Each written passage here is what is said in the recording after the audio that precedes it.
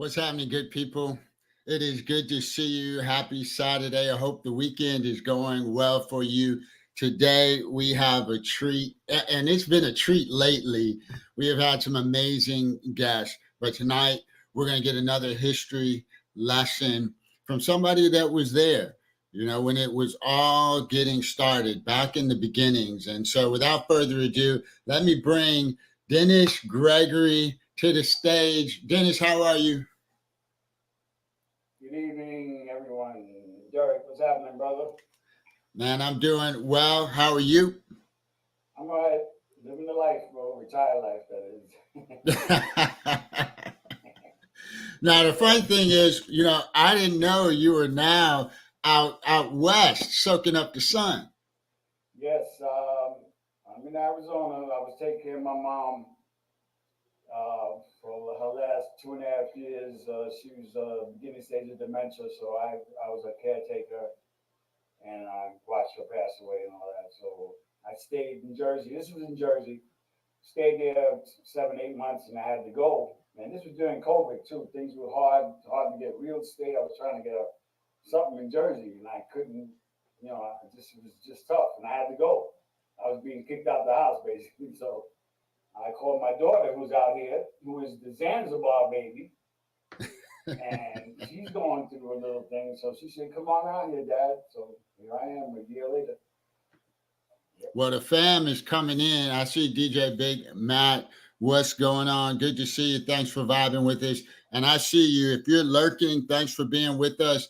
Let Dennis know you're in the building. Drop something in the chat to say hello. And if you have a question for him, don't hesitate to drop that into the chat as well. We appreciate you so much for being with us.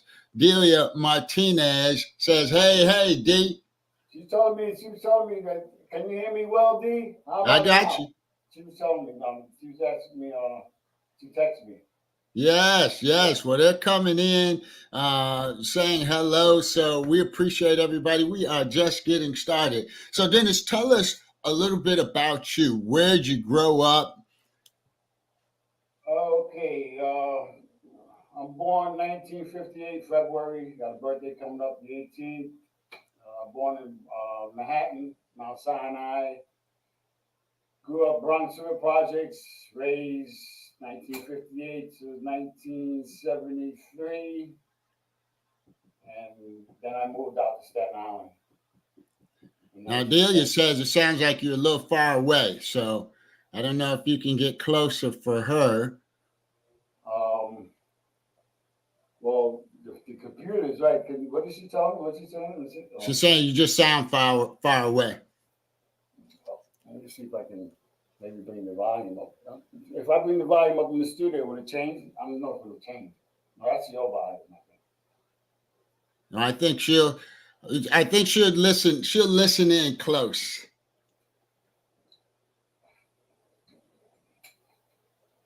But yeah, Big Mac said you need to be closer to the mic as well.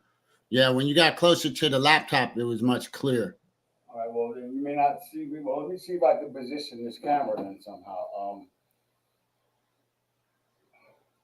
Hey, thank you guys. We are getting set up to make sure you can hear Dennis.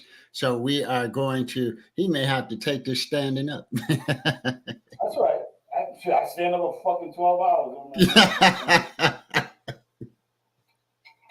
me see. Maybe I'll go up a little bit.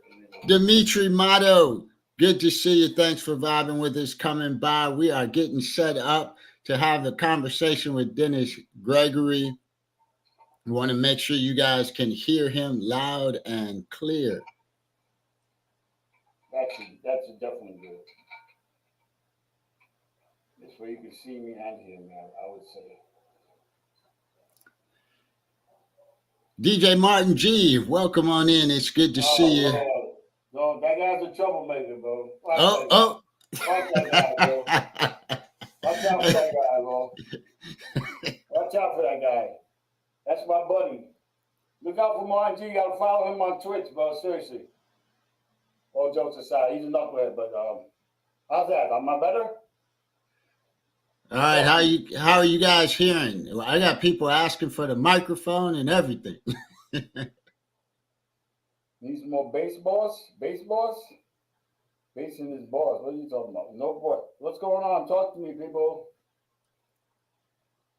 Yeah, so like I said, I moved to Staten Island in 1973, and basically growing up in the Bronx was the music was the '60s, Beatles, rock and roll, Motown, salsa. It was just all kinds of music. So it wasn't. We were a music family, sports, but no musicians or no artists, nothing like that. Just the love for music, basically. What did I know about DJing anyway in the '60s? None of that stuff was around. So we were just enjoying the good music. A lot of the slow music was big back in the day. That in the '60s. You know, Yes, yes. so A lot of good music, a lot of good oldies, slow music. yeah. Now, back then, I mean before house? What do we call the music? Well, yeah. That's such a. I mean, it's called, it's underground music is really called underground stuff. Club underground, club classics. It's just, disco. House is from '84 up, so a lot of people want to confuse, love is the message as house, or first choice as house, and that's not true. So there is a difference. There's a big difference. There's a lot of real music in the '70s. In the early '80s, it started to change, and by the time house came, the machines were rolling in, and house took off. But listen, it is what it is. My thing is, the house generation should respect our generation. Not that they don't, but they should respect and learn from it. As to say, oh yeah, it's house. Like seems like they control and shit. Like motherfuckers were little kids back in the day. Come on. When I'm playing in Zanzibar at 24 years old, you're in eighth grade. So how are you going to know anything about any of this? So Now, at the time when you came up, how did you get into DJing?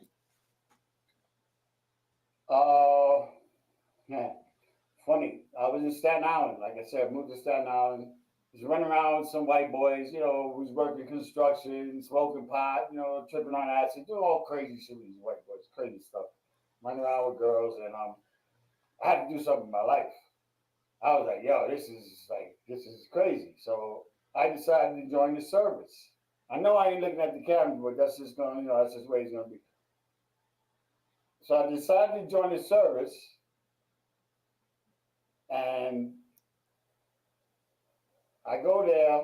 I'm in Texas, boom, do basic, go to Mississippi, do my tech school. I ended up in Jersey, McGuire Air Force Base, an hour from home. So now I'm in the Air Force, and I meet some guys from Manhattan, and one of the guys used to work in the loft. So he's telling me, "Yo, man, come with us Saturday night, man. We're going up to New York to Mellon to see T. Scott." I'm like, "Who the fuck is T. Scott?" Yo, I'm telling you, just come, man. It's the club. It's gonna be outrageous. I said, all right, whatever. So we go to Mellon's, 1979, March. Go up an elevator, 12th floor. As soon as we walk out the damn elevator, it was just totally black, dark. Boom, boom, boom, boom. That's all you heard. And I walked in that place, and I was stuck in the speaker for about a good 7, 8 hours. I just sat in the speaker scoop, did not move. I watched everybody dancing. I was high as hell too, watching everybody dancing, and I was trying to figure out why the music never stopped.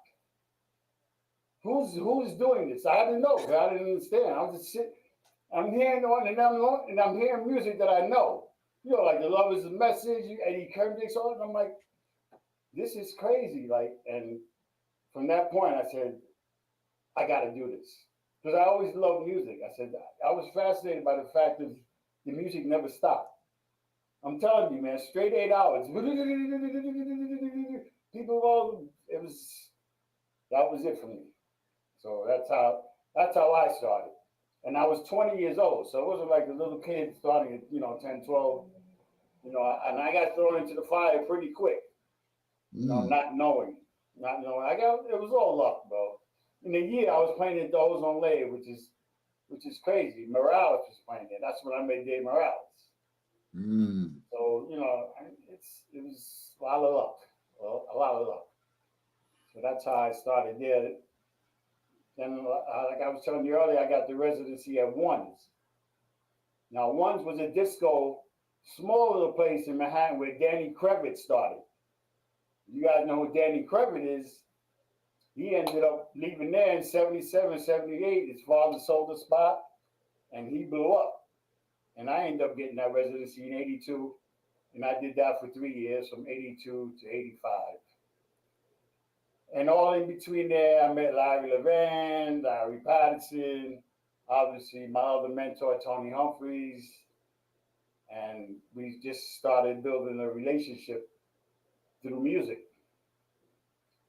You're listening to House Culture Conversations. We've got Dennis Gregory, and you're seeing him because we are trying to make sure you can hear. So make sure you lean in and listen real close because he's dropping the tea and the details from days long gone by. DJ Paco D, Patty Cakes, we see you. Thanks for being here. ID Juan Caro, welcome aboard. Thanks for hanging out with us.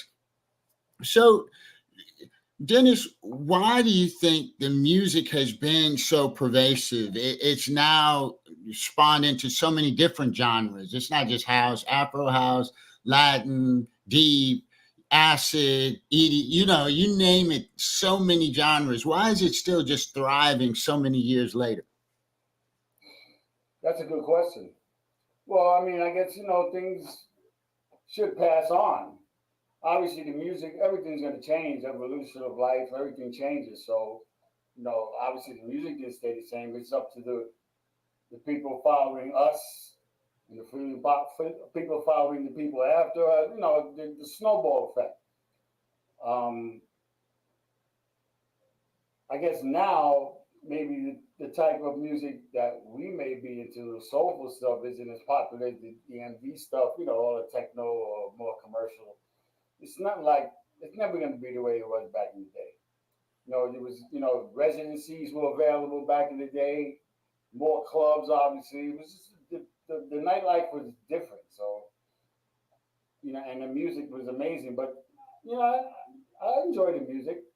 I actually enjoy the music. I'm not out there like that so much anymore anyway, so I don't really know what kind of effect it's really,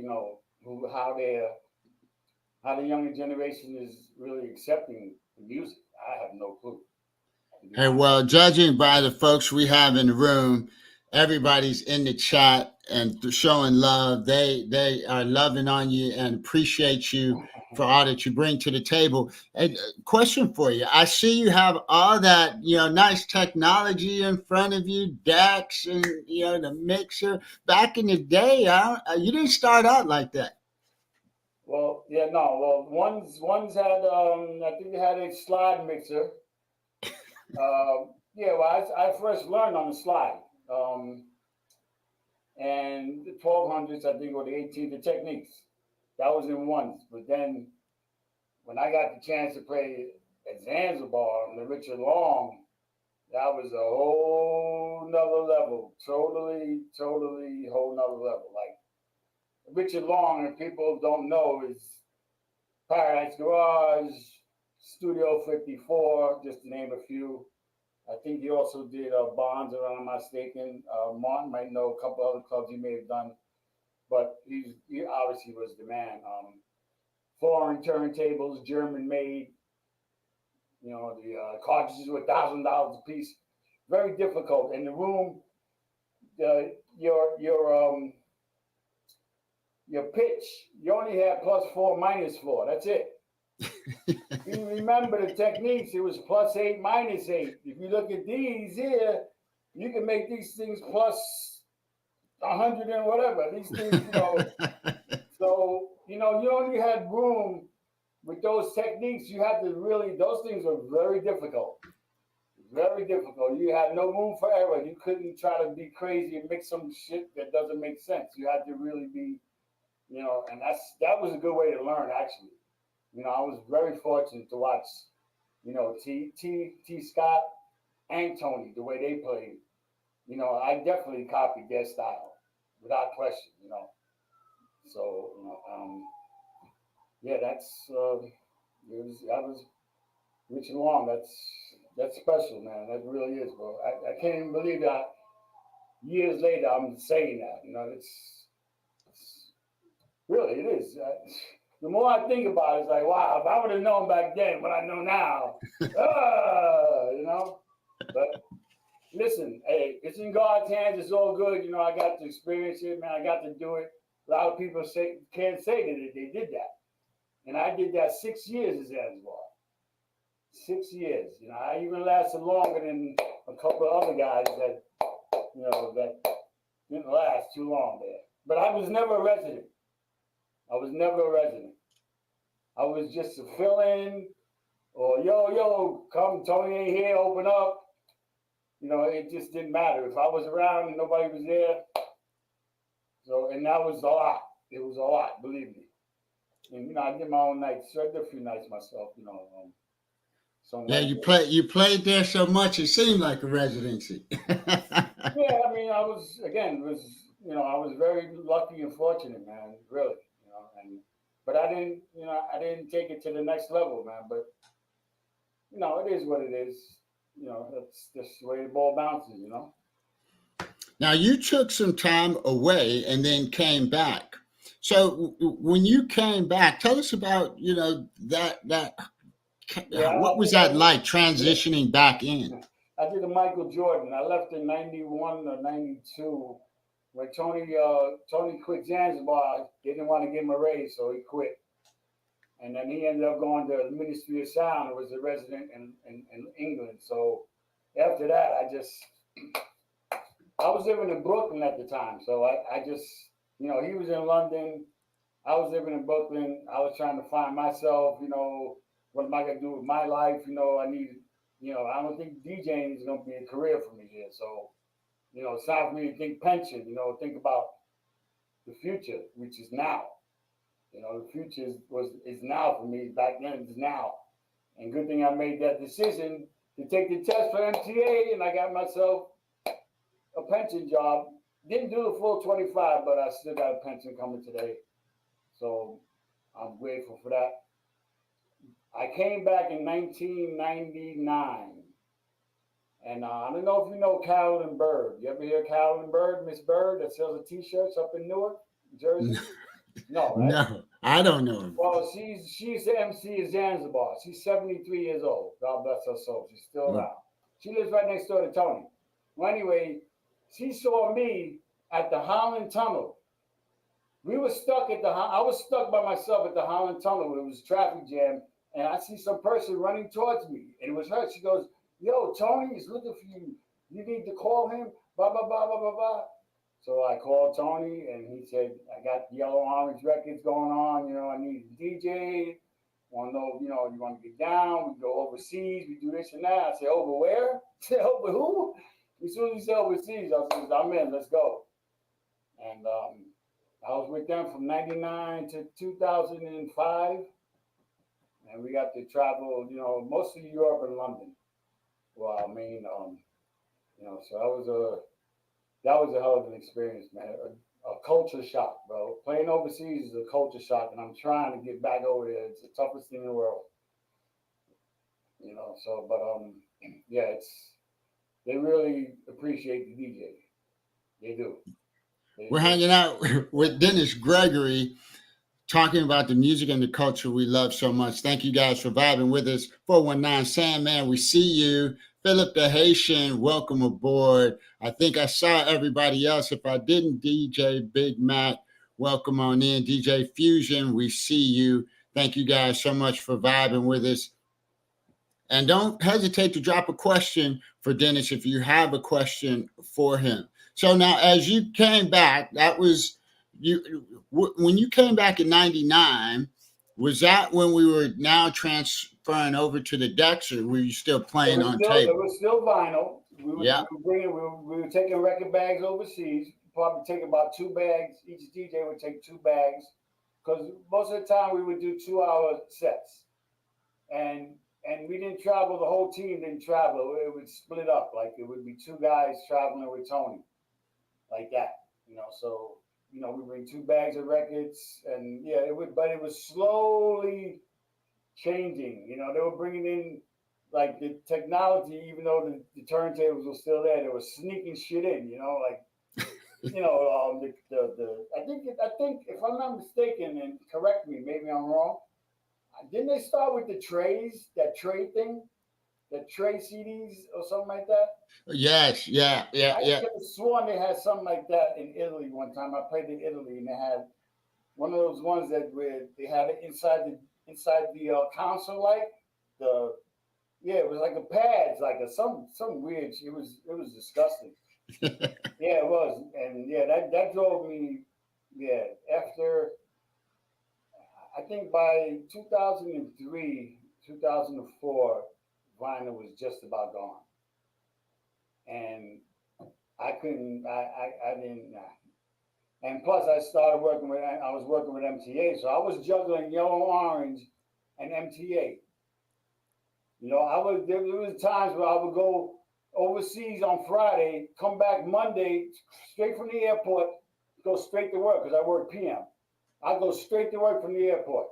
Have to do jail showers. Yeah, it was crazy, bro. But I had to make a decision. I'm like, this I can't do that as a career because I wasn't a big DJ like that. I mean, I got to do good things, but I wasn't. Just didn't happen for me. Whatever. So I just made my life decision. You know, Well, hey, I know we have a ton of DJs that, we got to hold down a job as well as do this thing that we love yeah, so much. It's just yeah. part of, what it is for a lot of us. And we appreciate your contribution. And as a journeyman of the craft, you've just seen so much and done so much. What are some of the cool experiences or memories you have from the early days? Wow, man. Well, I mean, just being in the presence of, I can just remember days being in the booth and just watching them. Before I really got comfortable, just watching them play was just crazy, bro. Just because I wanted to learn, I had to watch first before I went out to the floor. I had to watch, and those experiences, those, and then the shows. The shows at Zanzibar, we got to meet all the artists. I met every. I mean, I can't even. Chaka Khan, Alicia Myers, Marta Romance, Liquid, Lolita Holloway. Bro, I could go. Gwen Guthrie, bro. 2 Tons of Fun, Sylvester, on and on. I mean, I met all these people. It was a dressing room, so it was that in itself, just to meet those people was like. And like I said, I got thrown into this and not knowing what I was being thrown into. I had no clue. I was like, talk about wet behind the ears. You know what I mean? I'm like 4 years experience of a DJ, and I'm in this environment, not knowing that this environment had so much power. I didn't know the power that I didn't even realize it because I'm living it. But now in retrospect, and now we're talking about it, and people talk about it, and they say the impact that Zanzibar had, aside from obviously Gerard's loss, the impact that it had is still, carried today. So that made me wonder because I never thought of myself as a legend, even though I had a residency and I played. I was like, how can I be a legend? Because I was in and out, and I didn't become like a big, household DJ. So how am I a legend? But when I came back the third time in 2015, I was living with Tony at that time, and they seen I came back, and people started honoring me with these jackets and stuff. I did actually before the jackets, I did the Zanzibar thing with Big Arnold. I probably may not know Big A, God rest his soul. We did the Zanzibar reunion at Wake Park, August of 2015, and that's where I got everybody came. Everybody seen me, were hugging me. I ain't seen you in years, blah blah blah, and that made me say, you know what? Maybe I am a legend because they accepted me, because they knew what I did. They knew what I did. It's not about I was good or not. I was there. Anytime they needed me, I was there. I was always there. So it was, whether I did a good job or not, I was always there. Like, yo, Tony's not here. Where's Dennis? That's just the way it was. Lucky. I was lucky. And Just in the right place at the right yeah. time. Like I said, if I would have known, but I can't turn back, right? So listen. I'm grateful. So Now, who are some of the people you got a chance to watch? You said, hey, just being able to watch Well, these people in yeah, the T. box. Scott. T. Who are some Scott. of the coolest people you got to see T. play? Scott was one. Francois K was one nasty son of a bitch, boy. He was he was Francois K. I seen him around 1982 in Zanzibar. That guy was, yeah, he was wicked. Francois K. Yeah, Tony definitely. Right? I mean, Tony just took it to another level. Even though T's always will be my mentor and the one I learned from, but Tony's the reason why I got all the opportunities I got. So I really DJ owe him. Martin G said, and him too. Yeah, that's my guy, Marty. He's a talented dude. I play a lot of his stuff on my shows. He got a lot of remixes that he does that he can't release, but he got talent. He can play too, but he's not as good as me though. But, I get him now. No, we're a tight knit family. Me, him, Deuce Martinez. You probably know Deuce. Yeah, we tight. We are very tight. Yeah, that's my big bro. Yeah. Well, hey, DJ Martin G said, that's my big bro. I love him to pieces. Yeah, I'm going home in March. I'll see him in March, so he can hug me all he wants. Hey, well, one of the things I pick up from you is your sincerity. I happened to catch you, and you were just talking about certain things to think about as a DJ, looking back over the course of your career. And I'm just going to give one example, and then I just want you to kind of spread it out, because we got a lot of DJs in the chat, a lot of people that are out here playing music. And one of the things I heard you say, you said, if I play a record, I play the record. I don't cut the record short and interrupt it. And Yeah, well, I thought that was interesting. the first thing I learned, you let the record breathe. Let it breathe. The record, I don't even know who I learned that from. It was probably T. I can't really remember, but I mean, all the older guys, Larry, obviously Mancuso did mix, so he played from beginning to end. Morales did the same thing. All of us did. We all let the record play because I look at a song or a track as a book, beginning, middle, and end. Now, if you're gonna read a book, you can go to the middle, but it really makes sense to start from the beginning. But we used to be able to play music in the middle and then go back to the beginning. That was an old old school shit. Yeah. But just parallel to a book, beginning, middle, and end. You start from the beginning of the book, you read the and you finish it. You don't stop in the middle. I'm not gonna finish the book. Just let the record end. So because each song, each track has a message somewhere. It has some sort of message. I think.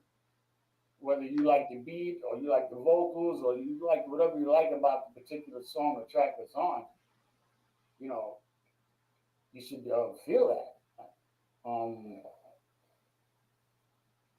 Also, vocals, tracks. That's a definite rule. You got to play vocals. You can't. A lot of people get caught up in the afro and they just want to go straight afro. You got to spread your wings, man. You got to spread your wings, bro. You definitely have to spread your wings. You got to spread your wings. You can't just, there's too much music out there, first of all. There's just too much. I know I don't have it. There's an abundance of music I know I don't have. And that's why a lot of times I don't like listening to other DJs. You know why? Because I don't want to listen to them and say, oh, I want to get that. Really. You got that, that's yours. That's nice. I got what I got. I guarantee you I'm going to play something that you ain't got. And I know you're going to play something I ain't got. That's cool. I think that's cool. I think that makes it go around a little bit. Because if we all sound like Bandcamp or Traxsource, Bandcamp, Traxsource, Like that would be so. It's just too much music out there, bro. It's too much, really. I think it's easy to make a record. A lot of trash out there too. There's a lot of junk too, but yeah, man. Yeah, What's your perspective on the re-edits and remixes? I like them. I like them. I mean, it's never gonna be like the original. For the most part, originals will always be the ones. There may be a few. A song that always comes to mind for me is Whitney Houston, "I'm Every Woman" compared to Chaka Khan's. Mm. To me, that was the closest thing to the original. I don't know if you guys would agree with that in the chat. Chaka Khan and Whitney Houston, "I'm Every Woman."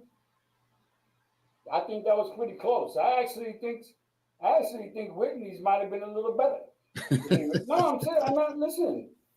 But for the most part, the original is usually the better of the. But yeah, I think some of these remixes are cool. Yeah, I mean, it gives you can uplift it now too, because our sound back then wasn't, you can bring, lines or whatever. I'm not a producer, so whatever you got to do to enhance the music, to make it a little more beefy, you can do that today. So you get these remixes, they're beefy now.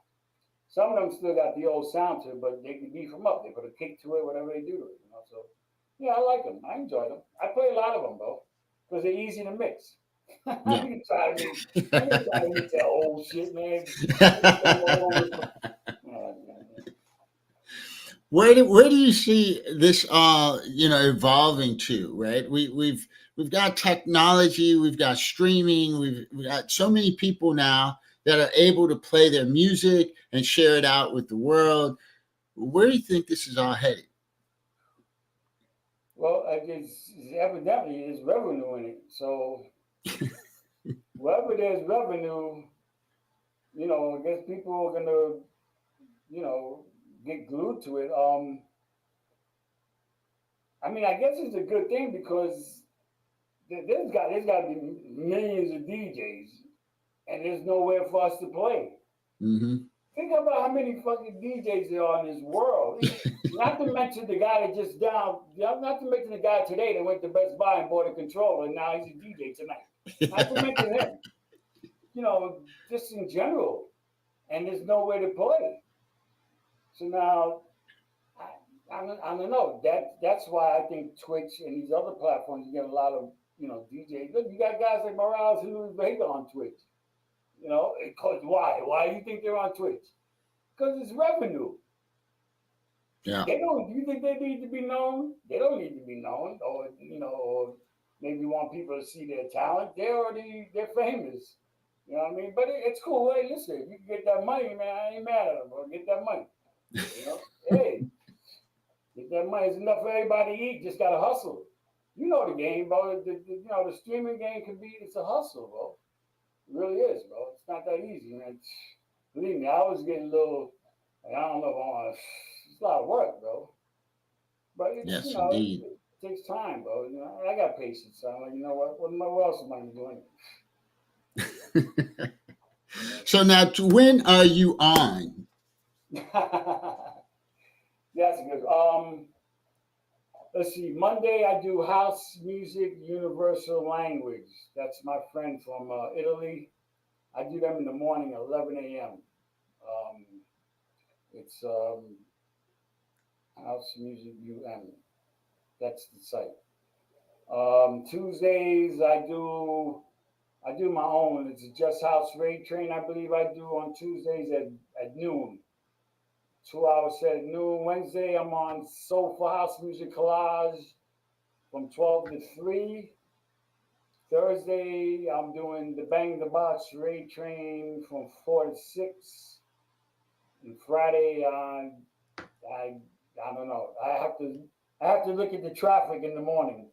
Yeah, I look at the traffic, bro, because it don't make sense. I think I was telling you earlier, like on the Saturday, you got everybody's on in the morning. So why would I want to come on when everybody's on? That doesn't make sense. Well, everybody in the chat says you're on every day, all I day. am on every day. Yeah, I am. I am. And Sunday I actually do. I don't do Twitch Sunday. I do In the Zone Entertainment, but they have their own website, so it's not through Twitch. It's just through their website. So I do that on Sunday, but it's just 2 hours.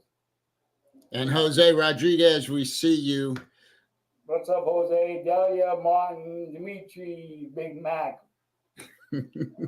Boy, Well, Filipino. as we close up, any parting thoughts for the audience? Things you want us to know, things you want to share that you may not have covered, just to say to everybody.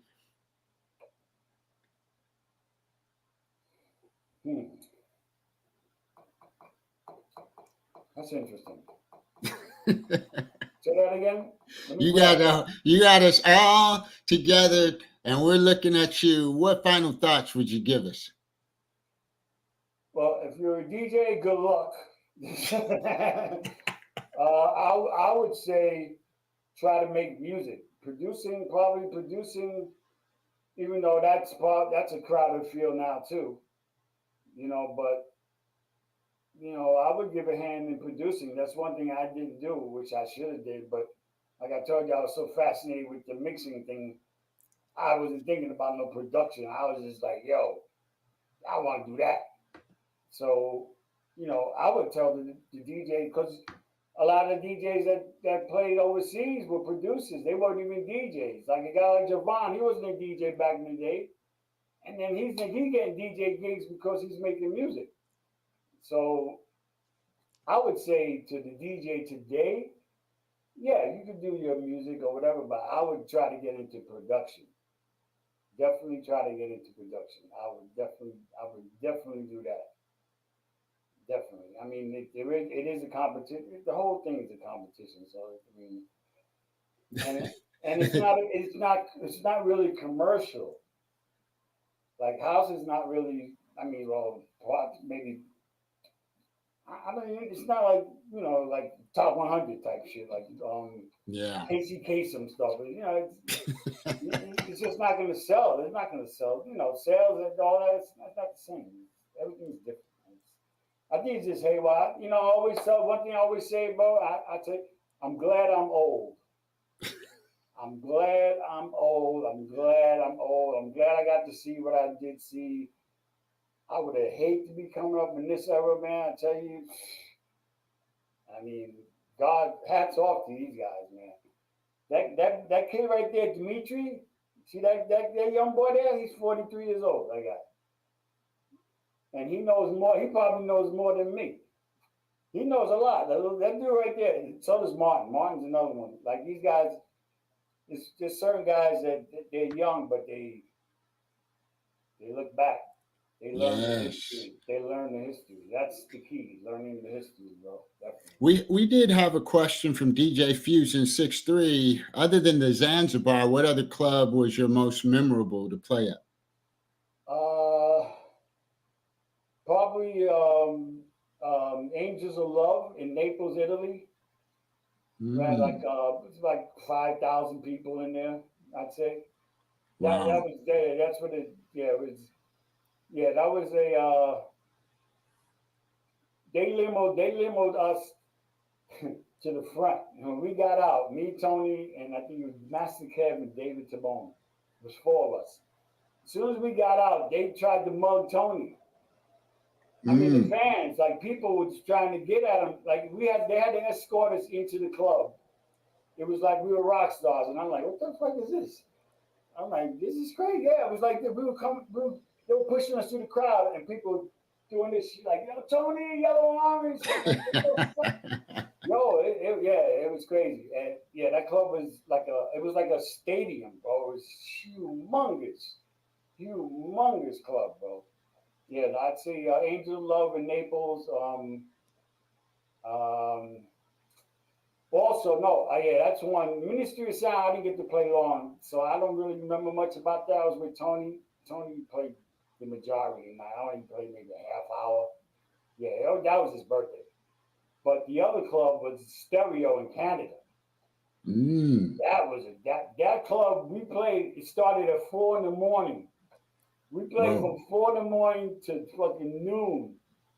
Yeah, Montreal, bro. That's where Morales used to be a resident. A few years back. I don't know what years, but yeah, Club Stereo, very popular club. Yeah, that was a good one too.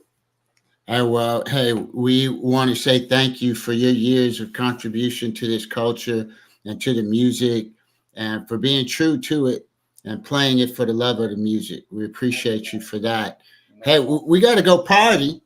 So you got any idea where we're going? I see a couple of your.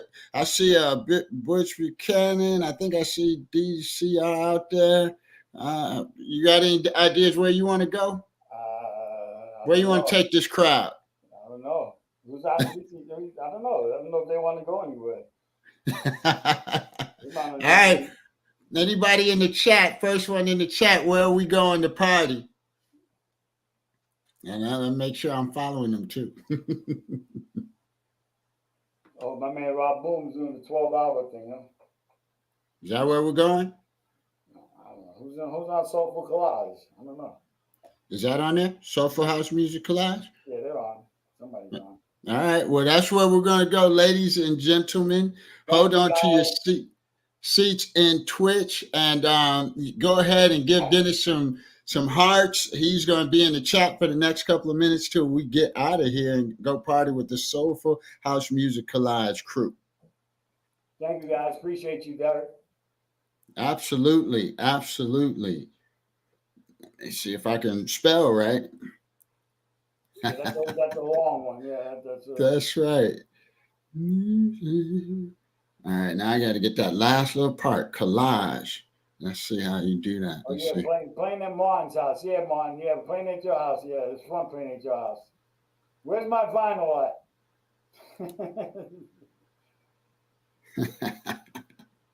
You got some more vinyl, bum. Wait a minute. All right, there we go. COLAGE. Once again, thanks you guys for vibing with us on House Culture Conversations. If you are on Twitch, we are taking you to Soulful House Music Collage, where you can hear Dennis Gregory. I think he's going to take the night off and just vibe out. Make sure you give this man flowers while he's around. We love you so much and appreciate you. Thank you, man. I love you guys, man. Thank you, man. Appreciate that. Absolutely. That. Thank you, man. You guys enjoy the party. We'll talk soon. God bless everyone.